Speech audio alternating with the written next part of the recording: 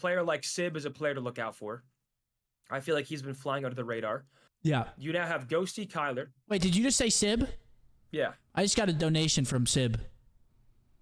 He said actually Dante? He said he's excited to get to work with you guys in the Hex quarters. Oh my god, dude. So me and AG will not disappoint. What about Beans then? I mean, I would take Dan over Beans personally. It was a $3 donation as well. But Beans is good too. Thank you. Beans is good. But yeah, Beans is good. Beans is good, but I think Dan is. Okay, real quick. I think they might take Dan over Beans. Dude, think about how many ARs are on the market. Attach, Accuracy, Sib, Ghosty, Cammy, Awakening. Like there are so many actual free agents. So all these players now are kind of going to form alliances, and all of the following teams I'm about to name need full rosters. Thieves, Seattle, Rocker. I mean, that's literally 12 spots that are undecided right now. Thieves, who knows? Obviously, they're all unrestricted. Some of them could be re-signing. We don't know. Clay also unrestricted. Like the amount of free agents is like we haven't seen this before. Yeah, no, I think this might be the craziest roster mania we've seen in the CDL era. Do you agree with that? Yes. I think this will be the craziest one that we've seen with the amount of people that are becoming free agents. I think it's going to be crazy. But I think Dan lands on his feet. I think Dan's going to be on a minimum top 6 team. I agree. He should be. I mean, you got to think, too, OpTic player. People want to pick up OpTic players because, obviously the fan base goes fucking cray-yay. So they're going to... I just think a lot of teams...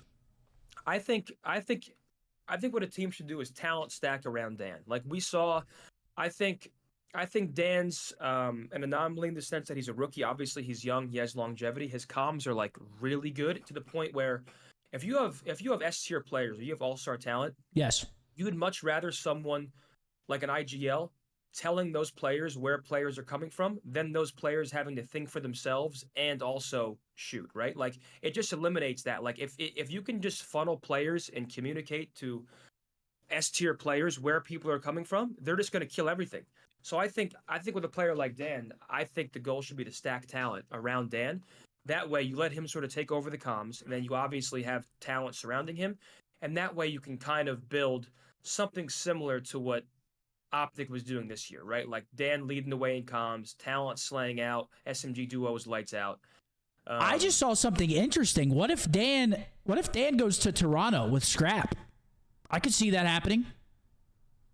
I don't let Dan be like the main AR, let Scrap be that flex, and Dan's on the back lines commanding. I could see it, perhaps. I don't think Insight's going anywhere. I don't think anybody's going to buy Insight, if I'm being honest.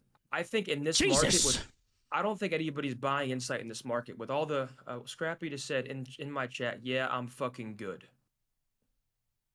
All right. Well, that's not happening anymore. Thank you, Ernie. Thank you, Scrappy. Thank you for the insight. No pun intended, of course. Jamie. Sure. Yeah, I could see Dan on that Boston team as well, perhaps. Maybe Clay, a little Dan. They obviously a little Snoopy. I mean, it's honestly, a young roster with Clay's leadership. Dude, I'm making Wake a main AR, and I'm putting Ghosty on flex, and that's where I think Joe would thrive. But that's not happening. Why? They release Wake? Yeah, but there's saying there's a potential rosters. Seattle, Rocker, you're saying Vegas. They go somewhere other than Boston? Okay, I thought we were still talking about Boston. Okay. And also, just because Wake doesn't get re-signed, I mean, I don't think it's far-fetched if Boston wanted to re-sign him.